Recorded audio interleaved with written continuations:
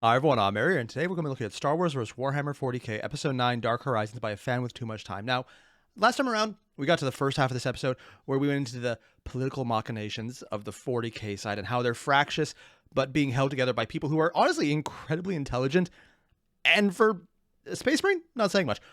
For upper nobility in 40k being intelligent, maybe a little biased, but goddamn, they're actually being smart. Usually it's cunning, but also very stupid. Here it's smart and also cunning. Coming from a perspective I don't always understand, but it makes sense for the setting, and I just love seeing the interplays there. And if we get that same level of attention to just nuance in the Star Wars side, which is what I'm assuming we're going to next, I am going to be hyped.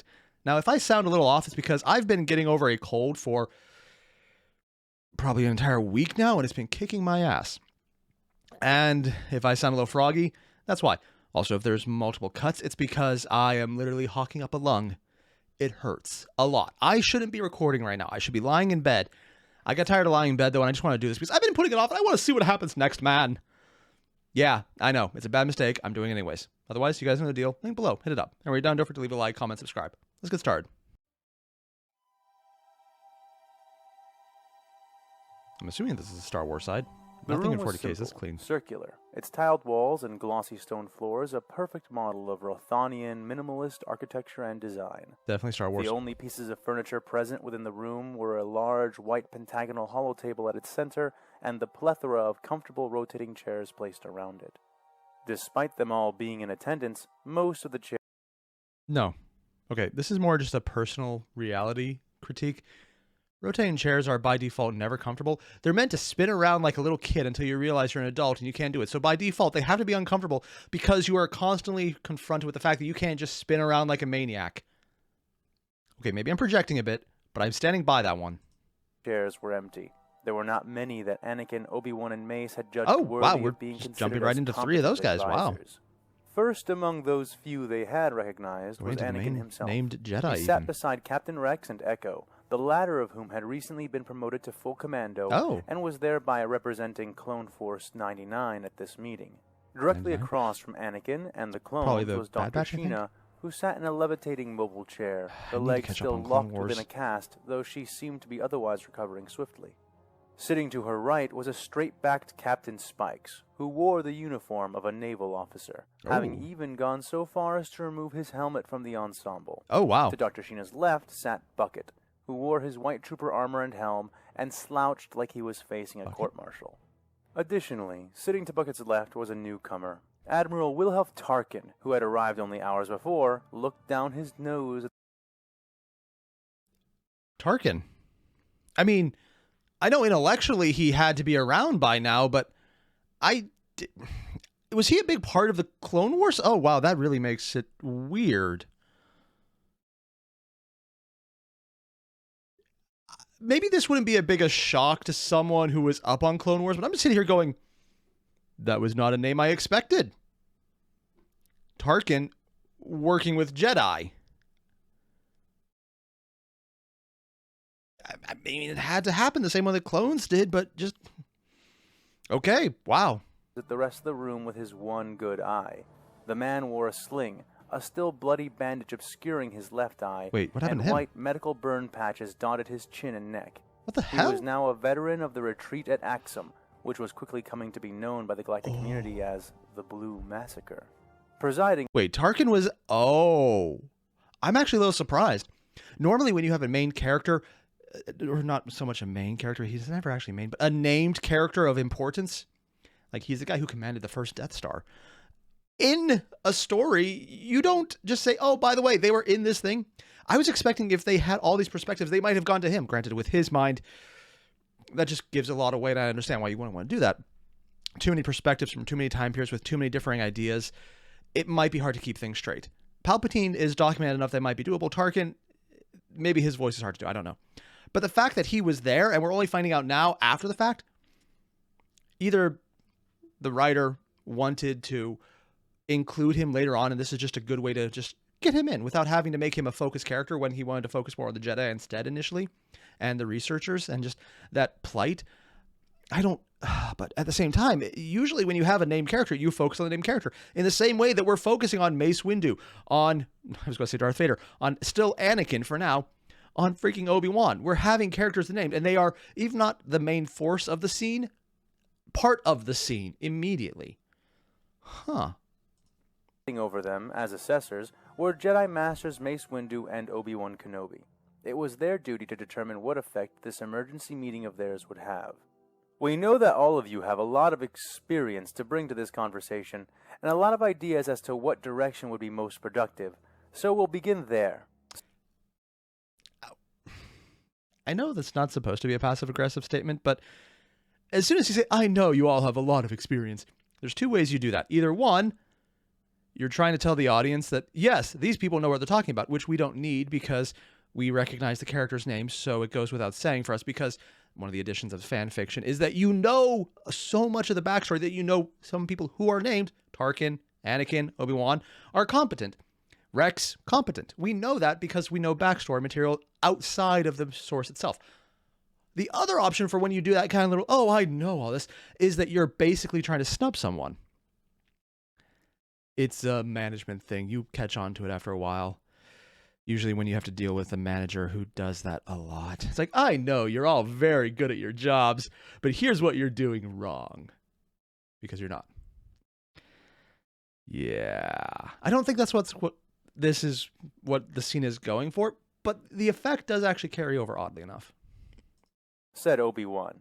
Each of you will be given some time to state what you think is the most important issue to address and why. Rest assured, we will address all of these issues, but it will be up to me, Master Obi-Wan, and the Supreme Chancellor to determine in what order these problems are to be addressed. Keeping that in mind, I think we will start with young Skywalker and move around the table clockwise. Mace added. Objections? He asked. None were raised. Good. Then Skywalker, please begin. Anakin stood up from his chair. His face was fierce, but controlled. We lost 27 Jedi, including Master Ki-Adi-Mundi, in the retreat from Axum. Nearly all... Okay, we're going more named Jedi. I mean, this is not a Jedi that is a huge name, but the fact that they were named as a Jedi at all, we're just throwing out random dead Jedi already. Okay, that's a thing we're doing.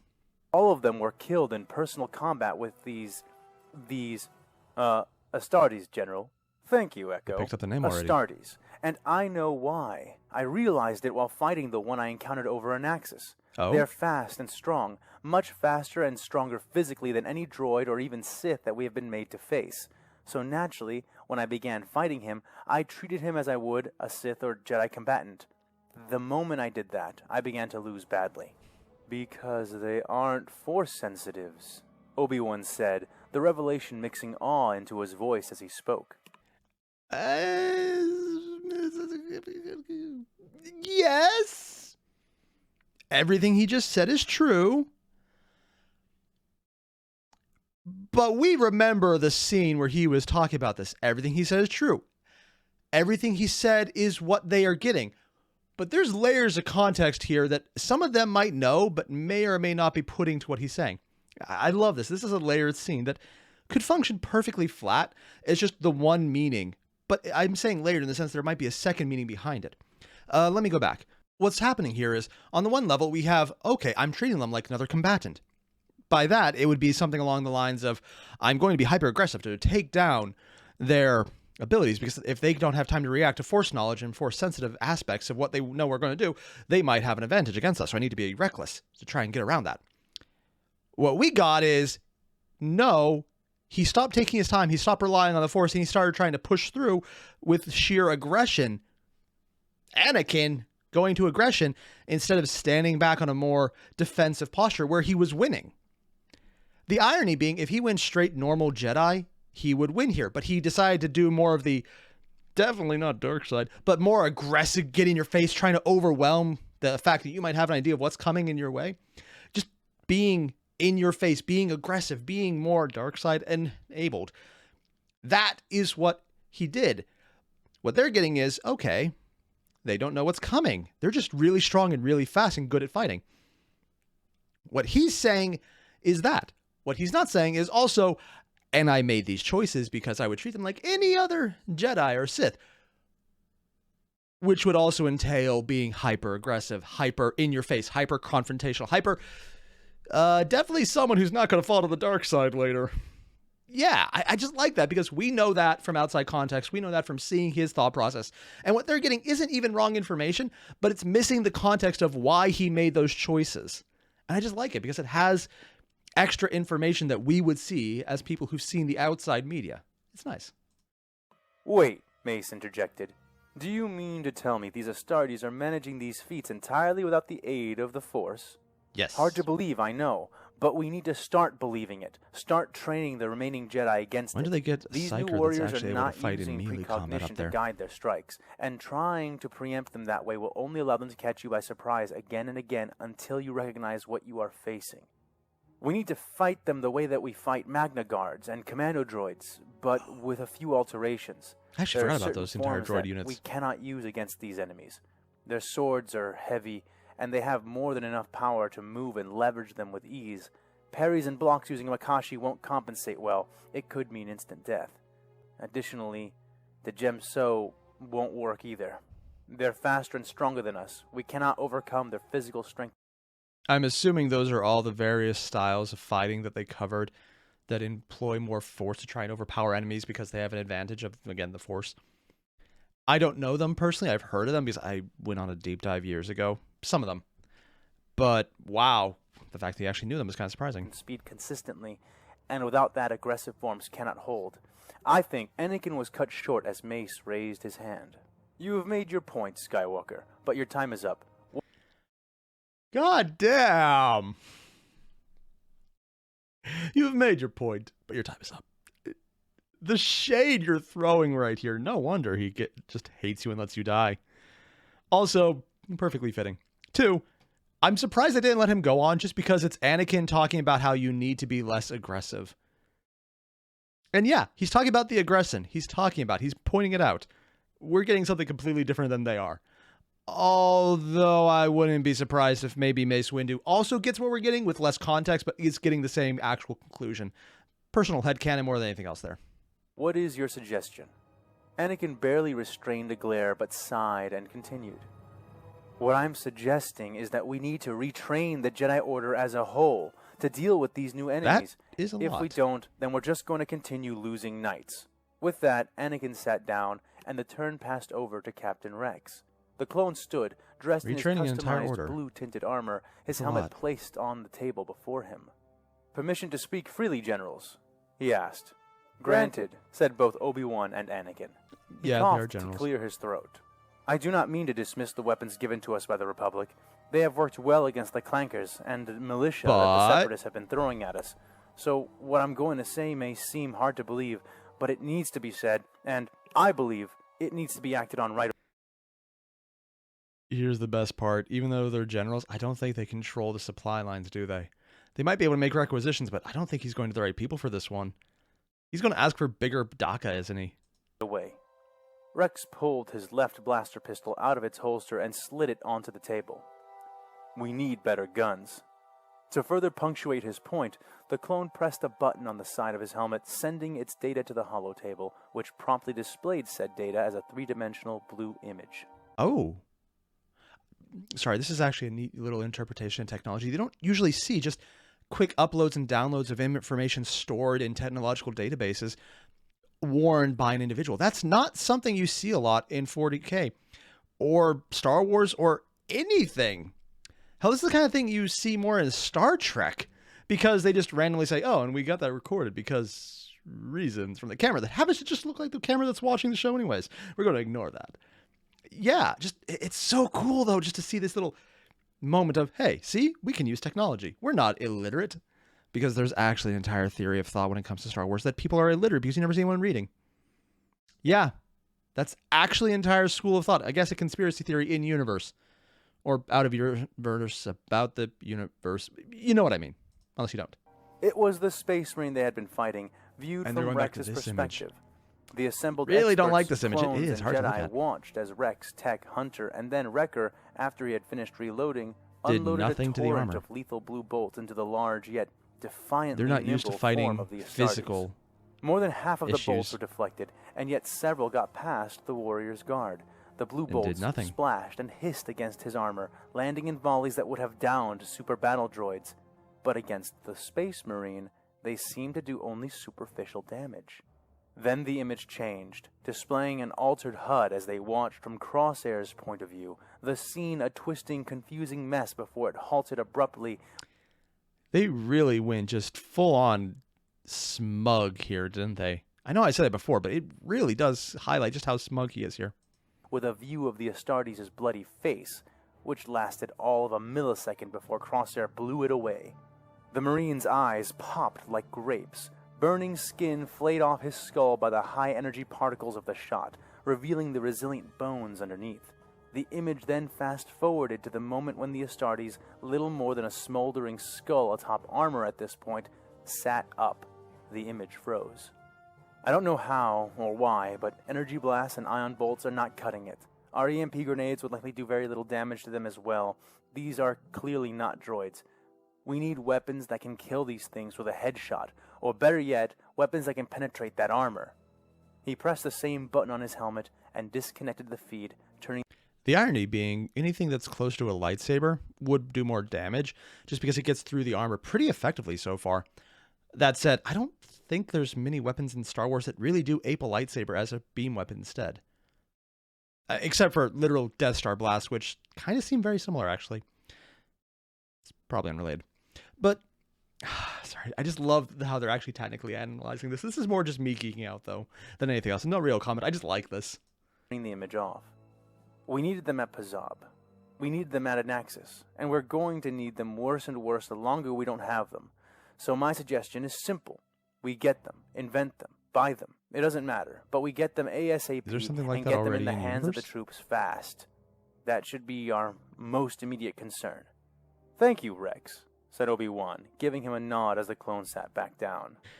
And again, you can see the level of respect between the two. Obi-Wan, thank you, Rex. Mace Windu, shut up, Anakin. He's literally being treated as the Meg. He's the Meg of Star Wars right now. Next was Captain Spikes. He stood up, formal, straight, holding a data pad in his right hand. But not a clone, he pressed something on its surface, and a holovid began to play on the table. It was a view of the Freedom, mere seconds before it had been destroyed. Oh. It began firing at something out of sight, tilting to angle more turbo lasers at it, but that didn't last long. Like a god's cruel knife, a large outsider ship drove into view, its blade-like prow absorbing the brief spurts of concentrated fire the Freedom had managed to throw at it before plunging into the Venator-class Star Destroyer. The arrowhead form of the Republic cruiser was split down the center, both sides and ramming maneuvers are a around thing the they wedge-like head of the enemy Physical ship. shields and void Fire shields, yeah. and debris spilled from the struck craft like clouds of stellar gore, stirred and split suddenly when the colossal broadside guns of the enemy ship fired, the hollow view panning back somewhat to show the shots ripping two more Venators into pieces. Then the vid ended, and instead a tactical display was put up in its place. It revealed the battle in time-lapse. The enemy ships were represented as red dots of various sizes, and friendly vessels were similar but blue and smaller. As the sterile information displayed a virtual mirror of the carnage they had just seen prior, Captain Spikes began to speak. Our turbo lasers cannot reach the enemy. They lose too much power and travel too slowly over the vacuum to engage at the ranges they are using. Despite that, it appears their ships enjoy engaging in ramming maneuvers. Once in effective range, our weapons do work. Huh. What do you know? 40K has an advantage in range weapons, but they like to get up close and personal. It's just amusing me because that technically is true for the ground combatants, and it's just playing out the same in space combat as well. It's like, yeah, we have all these amazing guns who can do horrible things. Also, let's go punch it. It's cool. I do it. Technically, it's stupid, but it's fun as hell, man. But not as well as their armaments. In a straight shootout, they can outlast us. And then there's significant the issue range of too. Size. He tapped his data pad again, displaying one the of their one time they ships, succeeded, it was because they did something they didn't expect. Dreadnought. It had gotten itself surrounded by Venators and Class C frigates. They had mauled through its shields, but clearly that wasn't enough. They poured fire into it, but it wasn't dying. The durability of the actual physical structure is more than they're used to building so large against. That it becomes hard for captains fighting like against me on the to Star Wars imagine side. where to even concentrate fire with a weapon like a turbo laser. Proton torpedoes, concussion missiles, basically anything that explodes, these have been shown to be more effective, and still their payloads aren't packing enough for a decisive victory. He turned off the display, setting the datapad down on the desk. In short, the fleet needs to be rearmed, refitted, and redeployed. How and with what, I cannot pretend to know. As it is now, we will bleed tens of ships for each one of theirs that we can take down, and I might be being generous. This needs to be changed before anything else can get done. The Jedi won't have to fight the Astartes, and neither will the clones, if we can just fight off the relatively few ships they do have. I mean, on the one hand, yes, everything he just said is true, and he's right. But again, outside knowledge, we know that every single person on the 40K side, there's a giant drive for melee, even when it makes no sense. And they actually commented on it in an earlier episode where the sergeant was like, "You damn fools, you just need a gun." But then all his guys are going gung-ho with swords because they can. It's a thing in 40K. I engage in tabletop myself. Yeah, I play Ultramarines melee. Yeah, I realize what I just said. It's not the best way to play them. I do it anyways. But he's kind of right. If they could take out the ships from range and eventually just start shooting at good stuff, they'll be fine because they'll never actually need to worry about getting close enough because they'll be dead or the enemy will be dead. But we also know that even if they have the advantage, 40K will always somehow find a way to get into melee because that's just a thing. It's like a meme joke, but also kind of how things actually turn out. Why do it range when you can punch it in the face? Your recommendation is received. Mace interjected. Spikes paused, nodded once, and sat down. And Windu's being a dick again. Sheena frowned Nice. as all eyes moved on to her. Pass, she said, her voice weary. Oh? Come on now, I'm sure you've got some kind of suggestion for us, Obi-Wan prompted. She sighed, straightening in her seat. Get the Senate and the Chancellor, all of them, put them on a Mandator II dreadnought, and make it the new capital of the Republic, the doctor said. Every eye went wide. Being completely fair here, that's actually not a bad idea. It would be a mobile force. Getting to hyperspeed is pretty easy. I mean, most ships seem to do it relatively fast. It's kind of surprising that that isn't something that's already been tried. Hell, you can even then have an entire big thing about just projecting power by moving your capital. With some of the hyper constructions that are previously existing, how come no one's done that? That's actually weird now that I think about it. Just like that, Obi-Wan pressed. She sighed again, more heavily, ample brow creasing. Look, I'm just being real. Considering how big her forehead is, considering there's an ample brow, I'm just thinking, like, there's a joke in there somewhere, but that would be speciest or not? I honestly don't know. The crazy part is, putting him on a giant floating pile of murder is something Palpatine might like. In fact, he might even get that Death Star sooner than normal. It's like, I mean, if the scientist says we need to build it, I mean, that's just good business right now. I mean, I'd be wrong. We definitely need this thing. I mean, they actually might, and maybe other things come down later that would be useful for it. But, I mean, seriously, Palpatine, take advantage of it, man. Realistic. The amount of advantages we have over the enemy are finite, extremely finite, but also extremely, extreme. From all the data I have, every single thing I have been able to examine, it seems that their form of FTL travel does not abide or become impeded by mass shadows. I do not know if this is because they can somehow go through them without colliding with them, or because they can maneuver around them while remaining in hyperspace. The point is, they could go from anywhere to anywhere. Maybe this isn't true. Maybe there are other things which... Funny thing is, and I'm not sure if this is something that's going to come into play in this one, she's right. They can go from anywhere to anywhere, and that is true in normal 40K. The part they don't know, and I'm not sure would actually play into this because it would really change how this entire setting would figure. It's not fast, or more specifically, it's not always fast. technically you can sometimes arrive before you leave. That is a thing that has happened canonically in 40K. Sometimes, though, it might be 100 years later. Sometimes it might be tomorrow. Sometimes it might be 20 years. Ships arriving together, as they've been shown so far, isn't always normal. Usually they get lost in the warp, and having a calmer warp very well might get rid of those issues, and it might give them an advantage in Star Wars. But just for normal reference, and this is something a lot of people don't seem to remember for some reason, traveling in 40K is still slow. It's faster, but honestly, Star Wars is technically a faster moving form of, faster than light travel. It might take a month to get somewhere, where in 40K, sometimes it might take a lifetime. That's just part of the grimdark aspect more than anything else, though. And again, I don't think that might be an issue here because Calm Warp, they can just do whatever the fuck they want if they know where they're going. Their biggest issue would probably be just making sure not to appear someplace dangerous, like in a sun.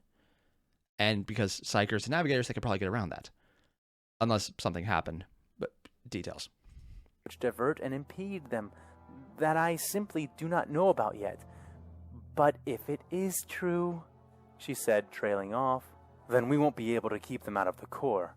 Or off of Coruscant by holding hyperspace lanes. Yep. Anakin concluded. There's no choke points. Dr. Sheena snapped her fingers. Exactly. Give the angry one a prize. Any moment now they could be departing from the Axum system straight. Oh, dude. She's already picking up on Anakin being angry. Wait, was this the main character who I just didn't know existed? I thought she was original to this. Oh, maybe she was. I just didn't know. In which case, well, that's on me for not doing anything to know about Clone Wars in advance. To Coruscant, and we wouldn't be able to stop them, but we would still be able to beat them there. What do you mean? Would they know to go Mace to Coruscant? Asked. They are slow, Dr. Sheena said. Their FTL technology is much, much slower than even they're what acknowledging cheap that. Commercial hyperdrive can provide. They're unstoppable, but not inescapable. We cannot save Coruscant, but we can save the Republic. By effectively abandoning our traditional seat of power and... I mean, considering within the next 50 years it's destroyed and kind of useless anyways, yeah, you might as well. Yeah, in Legends or canon currently with Disney, in both ways, it kind of gets fucked. If anything, Disney treated it nicer. They just kind of moved off world and did something else somewhere else. In Legends, it kind of became a hellhole. And then a literal hellhole under the Vong. And then kind of something different, and I'm not sure it got better. Yeah, honestly, as crazy as ignoring Coruscant by Disney probably made it a nicer place. Because eventually someone will just go there because why not? It'll be something for a movie or a game or whatnot. Going into exile, Mace said, his tone suggesting that he was not a fan of the prospect. Dr. Sheena shrugged. I've made my suggestion. Windu nodded and all eyes. I mean, unless you get better guns to actually do something, it does make sense. Trooper Bucket. I think I'll pass. I'm not really here because I'm a good advice, he started to say. Oh, no, you don't. They made me be constructive, so you better say something, or I'll never let you off this assignment. I like her even more now. The clone groaned loudly, putting his helmed head in his hands before standing. Okay, so I'm CT-7226. But my friends call me Bucket because I once got my head stuck in my helmet for almost 2 months, and he said, trailing off for a moment as all watched on. Well, anyway, story for another time, I guess. I didn't really fight them. None boarded our ship, and I'm a trooper, not a pilot or bridge crew. But I do know this. We were headless for a good while there. Some commanders, like Captain Spikes, took control right away, but a lot of us were sort of left floundering. I don't know if that happened. Okay, this is an interesting choice of image.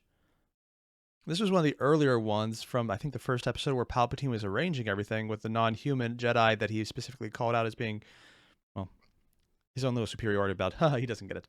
But interesting that a fan would choose this as the image to show here. I know sometimes it's just an image for the sake of having an image, and they're talking about control, so Palpatine makes sense. But not what I was expecting him to use here. Helps, but I feel like we would have done way more damage if any of us had known what we were doing. Exactly, to shoot, said Tarkin, standing up and speaking for the first time. Oh, I forgot he was there. Bucket gratefully sat back down as Tarkin continued. We've all seen the reports. We've all seen how first contact with these hostile outsiders was carried out, and that is to say, abysmally. And while I mean no disrespect to those assembled here, I feel compelled to go further. Tarkin turned to face Anakin then. You did perhaps the best in this example. You and your team managed to shut down the droid army, recovering intelligence along the way, and managed to self-extract despite unforeseen complications. But you did not retrieve the enemy's body, nor his weapon for examination. You did not take him captive. They didn't? I mean, yeah, that would have probably provocated, wow, I can't speak today. Provocated a response by the Space Marines. That said, they're going to get that response anyway, so it wouldn't really have changed anything. I'm kind of surprised they didn't grab a gun at least. But they're not used to needing to grab guns because they're used to having kind of all the same technology across the board on either side, just different variations being used, but everything's kind of already known. Because technological advancement has actually been massively stagnant in Star Wars. Because something 1,000 years old is going to be bad by comparison to the new shit, but it's comparable as opposed to trying to shoot down a nuclear weapon with a blade of grass that you tried to spin together into like a spear. I don't know. I don't know what weapons were 1,000 years ago. Although I could probably figure out just because it's only 1,000 years ago. But it's a huge difference in technology. But in Star Wars, the difference is significantly less. Granted, technological stagnation is also happening in 40K, but not weapons usage. And their weapon usage is honestly the only part they actually innovate on. And they're at the point in time where they're actually innovating too. Sort of. Yeah, actually, both civilizations are very stagnant. One because of indolence, the other because of stupidity. Granted, the stupidity is because everyone smart was killed and horrible shit and interference and other things. But yeah, they're actually very stagnant when you come down to it. Captive when he was all but disabled.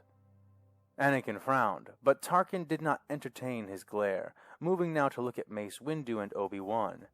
And you two were in charge of the forces defending Anaxis. You chose to retreat in place of contending the ground. Retreat from Anaxis, the site of the most prestigious war college in the Republic, as well as the site of the Azerite shipyards, which were being used to resupply and construct our reserve fleets.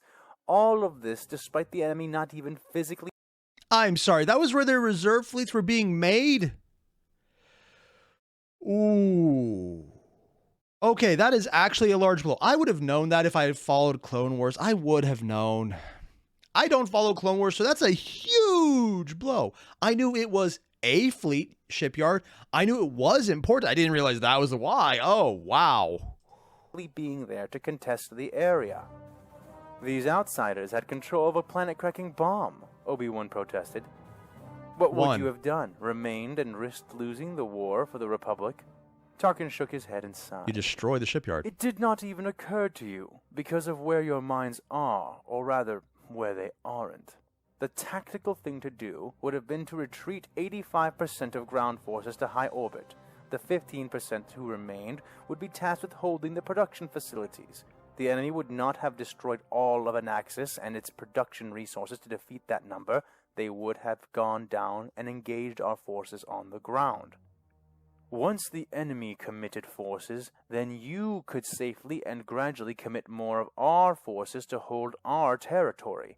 The enemy would not detonate their weapon while their own soldiers are present on the planet, and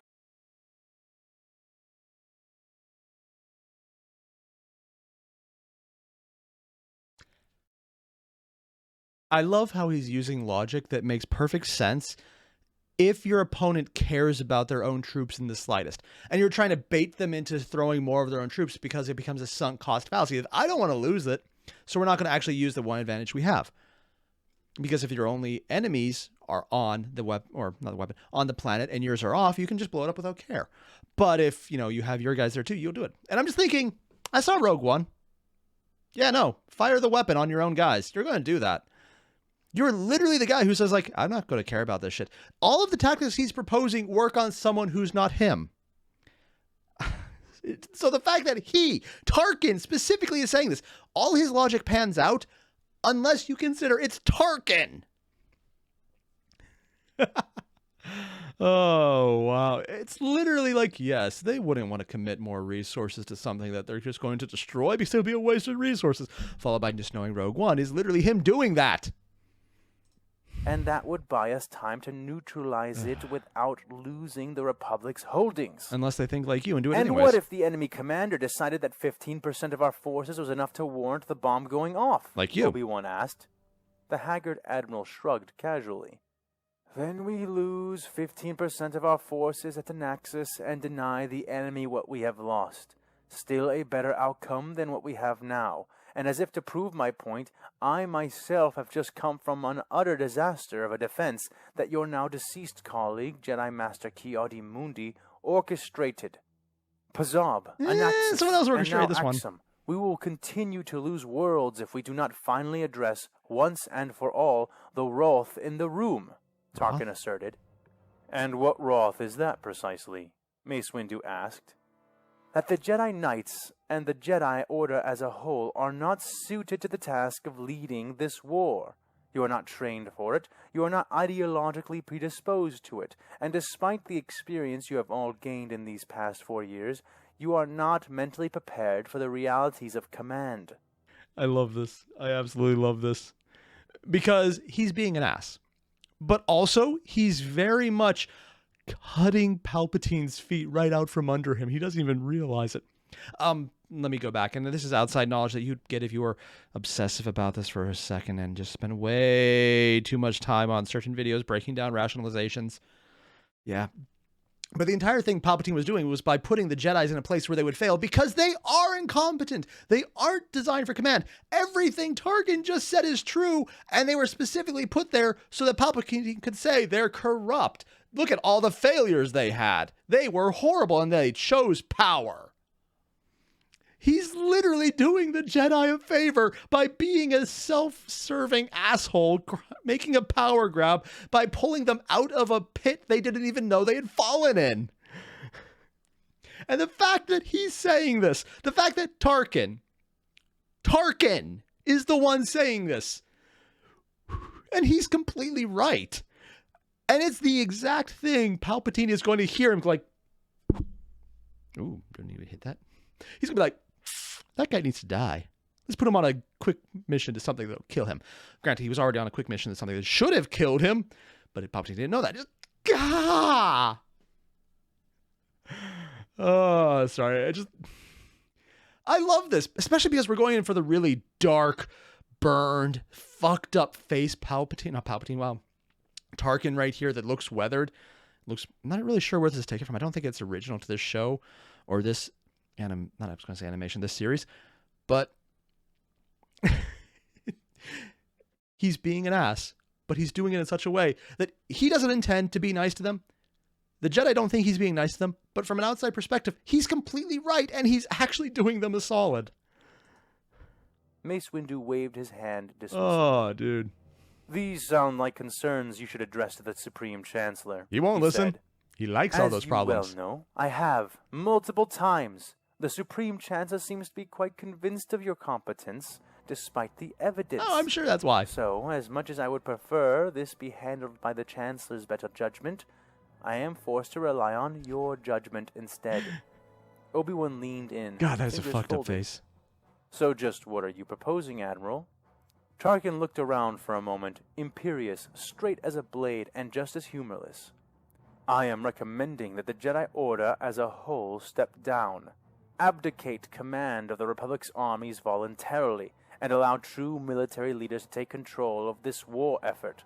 And the best part is, as much as he's doing them a solid and he's acknowledging Palpatine's ignoring it, there's not a chance in hell the Jedi are going to do that. I don't believe they would possibly do that. Nope. Because they're going to think they're the ones leading it, and if anyone else does it, maybe they'll do it wrong. And the fact that I'm thinking Tarkin's doing the right thing here, I mean, it's Tarkin.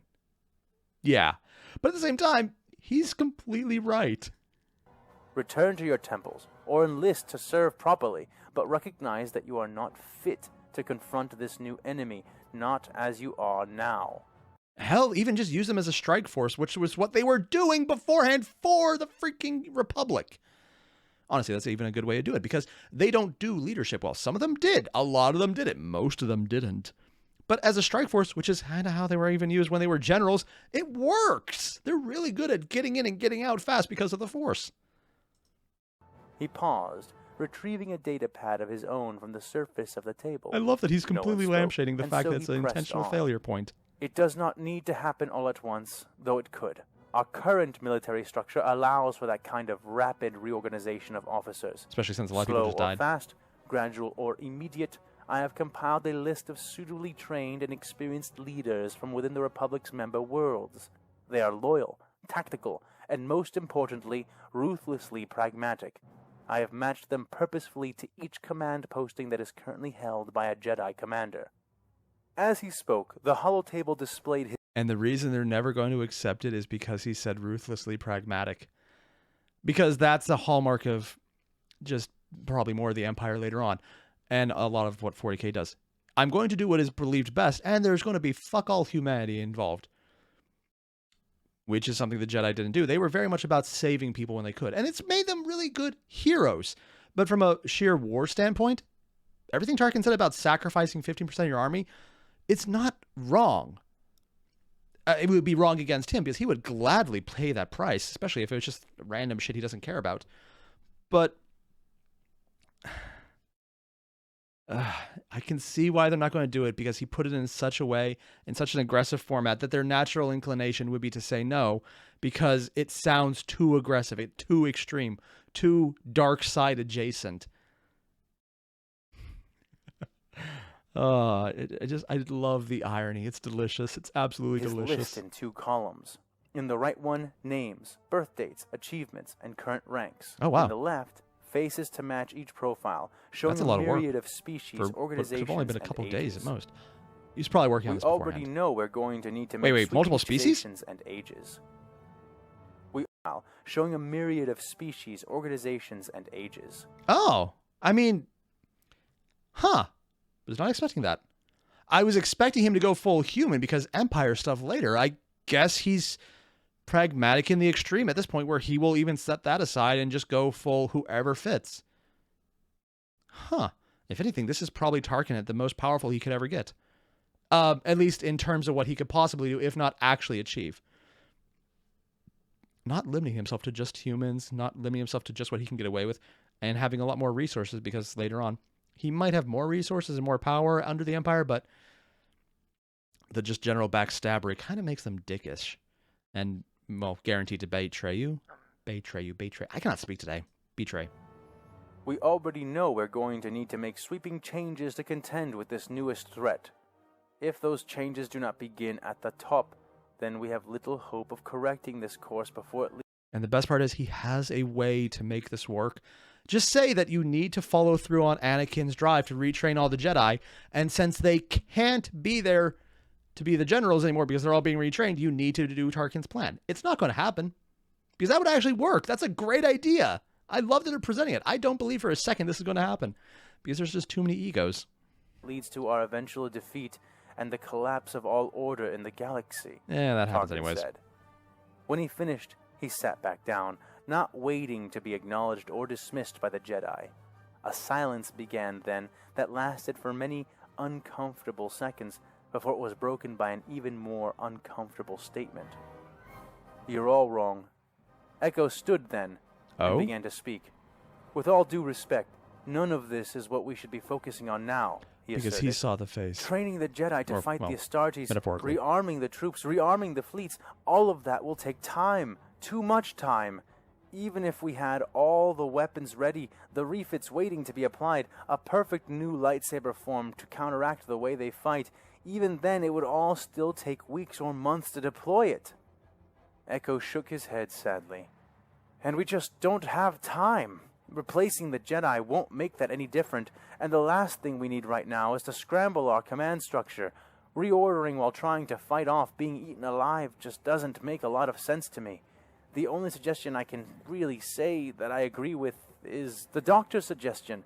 At least hers can be implemented right now. But what are you yourself suggesting? Mace asked. Echo paused to think. Run. I think we need help. We need to contact the Separatists. We need to work something out. A ceasefire or temporary alliance. Something that will at least stop us from fighting a war on two fronts.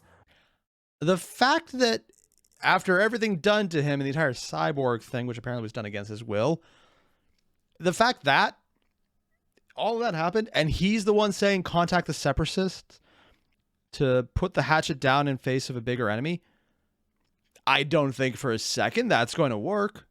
Again, too many egos. But, wow. I also don't think it's going to work because even though technically they're both working for the same guy in charge, he hasn't given up his shell game yet. And doing this would force him to give it up because there'd just be too much moving from his plan. It'll have to happen eventually, but it's not going to be taken right now. I love that this entire episode is literally for the Star Wars side showing us all of these options that would work that they're not going to take. It's lampshading better options that they can't use. This is great. But the best case would be if we could combine our forces against them.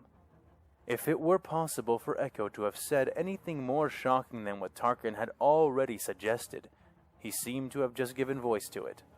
And they won't take it. That's... Anakin started. Not going to happen. Look, I know what I look like. I'm basically standing here half-droid myself, Echo shouted.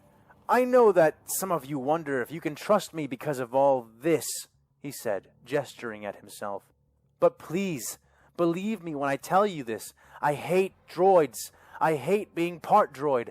I've been fighting clankers my entire life, and them stringing me up like a puppet hasn't lessened any of those feelings. But I feel something even more strongly now. Echo reached forward to the base of the holotable's projector, plugging his augmented arm into the interface. I'm afraid, he said, as some of the images he had been forced to see were fed into the display.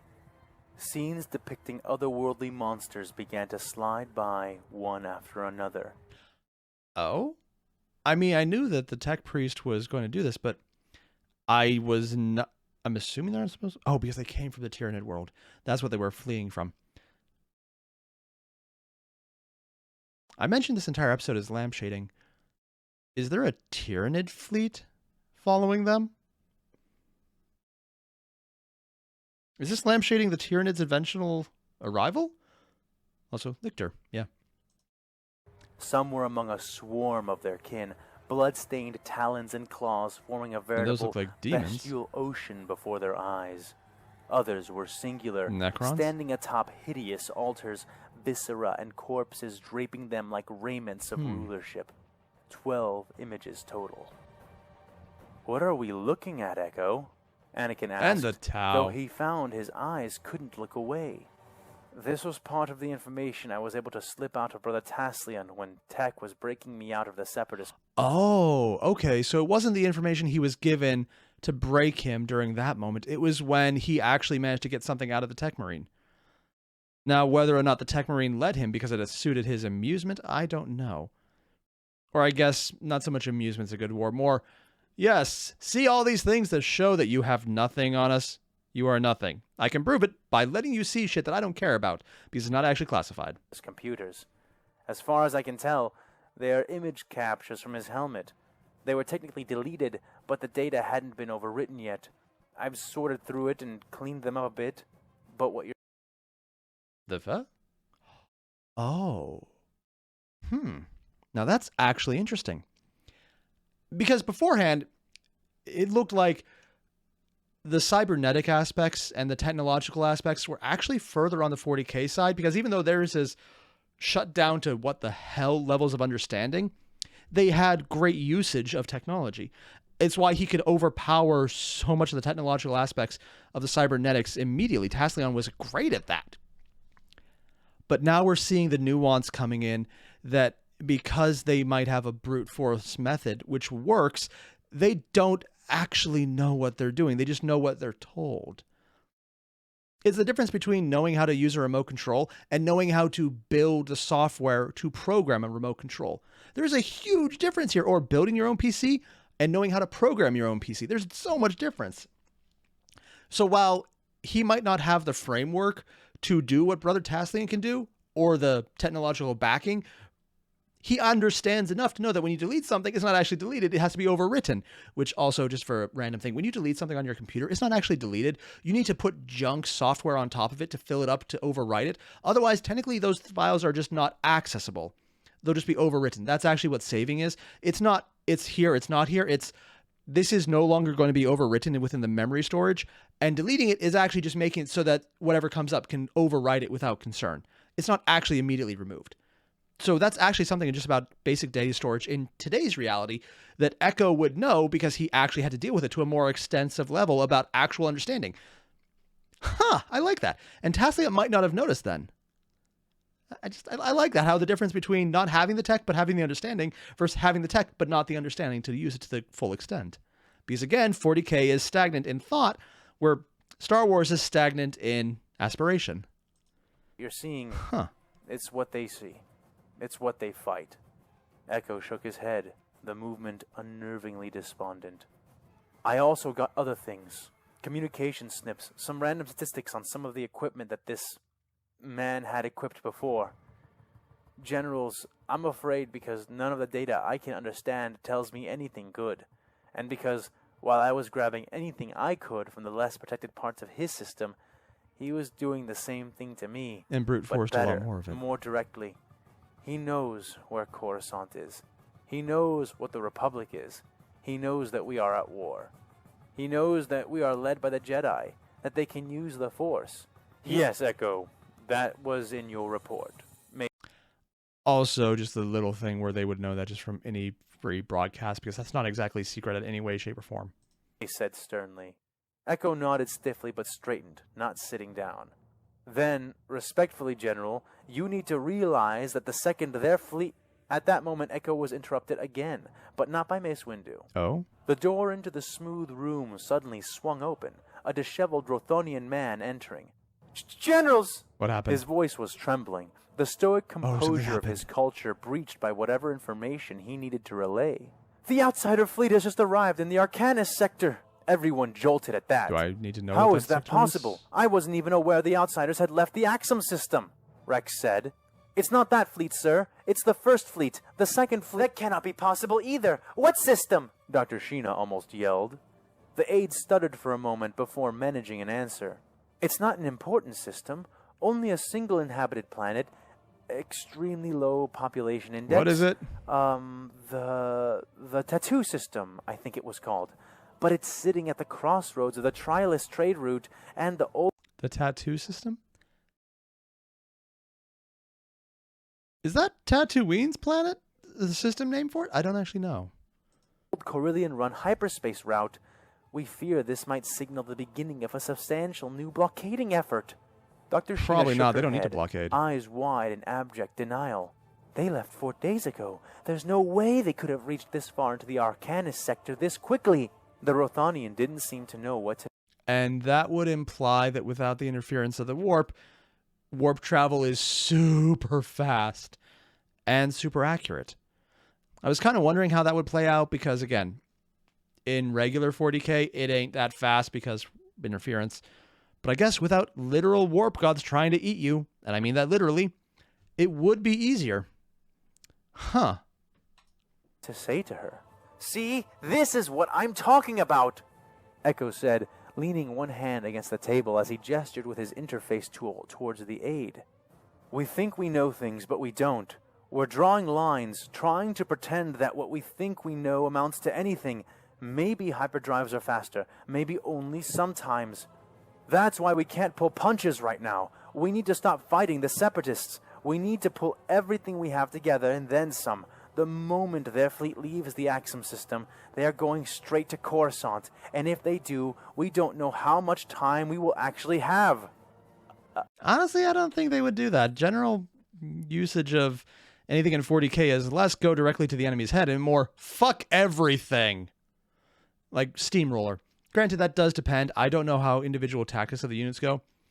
I'm assuming the red ones would go more murder everything, and the blue ones very well might go all the way there, but they're also at the transit lane, so they're probably making themselves known more than anything else. That's my assumption. Sirs? The aide interjected again, his pale skin now much paler. I was also told to inform you that the Second Fleet has just departed the Axum system. They left the small reserve force around Axum and Anaxis, but most of the fleet departed the system approximately 8 minutes ago. And where did they go? The news was like an ice bath on every ear that heard it. For a brief instant, no more than a tenth of a second, all were too struck to respond. But this was no longer the first year of the Clone Wars. "Prepare a shuttle. We leave in the hour," Mace Windu said. Because they're going to go back and try and retake the planet from the small reserve force. And also, it just occurred to me that they think the processing facilities at the planet would have been compromised because they took it over and then retreated, where we know that the 40K side wouldn't do that because they don't deal with xenotech. They just destroy it or ignore it. Unless it's a radical inquisitor. And it's like, that's not it. That's I'm just going to slap the purity seal. See, it's completely safe. It's funny because that's actually something they've done. There's literally a model where they do that. Inquisitor model with the Dark Eldar weapon, and they just slapped a purity symbol on it. Yeah, that's a thing. Yeah, I think it just came out 2 years ago. Oh god, it was 2 years ago now. Whew. Yes, Master Jedi, said the aide. Contact the Chancellor. Make a formal request to recall the fleets back to Coruscant on my behalf, said Admiral Tarkin. Right away, Admiral, the aide added, coming to the table and withdrawing a datapad from his robe-like garment, beginning to take notes. Also, try to see if you cannot secure a line of communication with the Separatist Council, said Obi-Wan. Oh! This had many... Okay, Obi-Wan asking, not too surprising. He's probably the most straightforward, actual good Jedi who's willing to take good suggestions. I was just surprised that they're even letting him do it. Eyes darting his way, but he raised a hand to assuage them before any words were spoken. Nothing is decided, but we might as well keep our options open, he said. His former Padawan rolled his eyes at that. Right. You know when switching to video chat makes it easier? Vonage does that.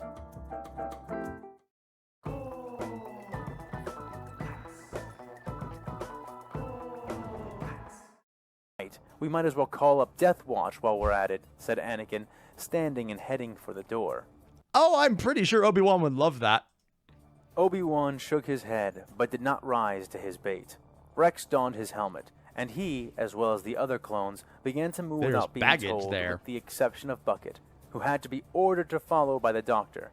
But just before they left, the aide asked one more question. "Oh, Admiral, which fleets?" Yes? "Pardon?" asked Tarkin. "Which fleets do you want recalled? From which fronts?" Tarkin shook his head. All of them. "I would have thought that to be obvious. All of them, boy. Request all of them." And that was the second half of Episode 9, Dark Horizons of Star Wars vs. Warhammer 40K. And god damn, that was leading up to apparently the biggest fights I can imagine. Tarkin is definitely being used to lampshade an incoming fight at Coruscant with all the fleets. It's probably going to go horrible. Whether that happens now or later, I don't know. Whether it'll be allowed to happen by getting the fleets back, I don't know. How many are allowed to arrive? Some probably will, just because Tarkin's asking.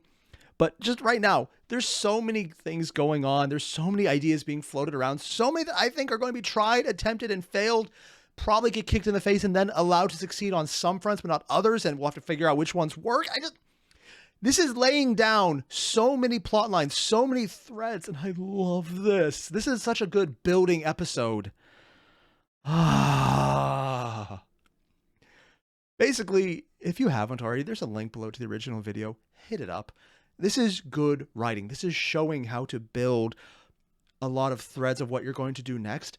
It's showing, hey, here's all the other enemies that aren't here right now, but we are aware they have it because I did something smart on Echo's behalf. And we're getting just a lot of lampshaded opportunities. Like, hey, here's all the things you could say we could have done, but we didn't do. We're going to say them right now and just discard them because of time. Because apparently, without literal monsters trying to eat you whenever you travel faster than light, you can go really damn fast. Crazy that. It's like if there's nothing in the warp stopping you, you can do anything. And they're using it to great advantage right now. God damn, this is good. I like how this is working. It makes sense. It's logical. It makes sense. Which in fan fiction is probably one of the most important things you could do. Also in regular fiction, but there's a lot more that you can usually get wrong in fan fiction, oddly enough. just because you're building off other material. So while you have the support structure of those materials, you don't always have the leeway to just make up your own shit, because people can always check, hey, is this what happens? And since Fan is apparently going as hard to form for some of these sources as possible, he's doing a good job as far as I can see. And I just like how his changes make sense. This is just good writing. So again, if you haven't, links below, hit them up. And when you're done, don't forget to leave a like, comment, subscribe. And I'm going to go rest my voice, because this is the longest I've talked in in a full week. Doing better. I'm actually not in pain right now. I might actually be able to start doing more regular recording again. I'm glad I did this test. Okay, maybe a little pain, but I can deal with it. Otherwise, thanks for watching, everyone. I'll see you guys in the next one. Adios.